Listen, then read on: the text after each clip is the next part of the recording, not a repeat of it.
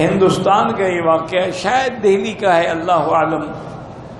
ایک پادری تھا عیسائیوں کا بہت بڑا بدبخت، وہ آیا اور اس نے جناب چیلنج کیا کہ دیکھو یہ میرے پاس حضرت عیسیٰ علیہ السلام کی کتاب انجیل ہے اور بائبل ہے،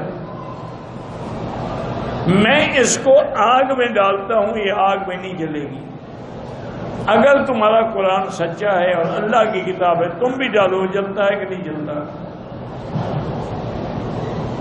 اب لوگ بیچارے پریشان ہو گئے کہ کیا کریں اس کا۔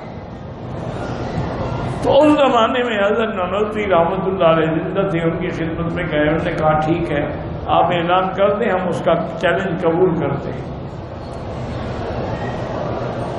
اور لاکھوں کا مجمع ہو گیا، معمولی بات تو نہیں تھی۔ حضرت نانوتوی رحمۃ اللہ علیہ پہنچے، انہوں نے کہا میرے بھائی صاحب پادری صاحب، آپ قرآن اللہ کی کتاب کو آگ میں کیوں ڈالتے ہو؟ ایسا کرو کہ کتاب سینے سے لگا لو، تم بھی آگ میں کودو، میں بھی قرآن سینے سے لگا کے آگ میں کودتا ہوں، دیکھتے ہیں کون جلتا ہے اور کون بچتا ہے۔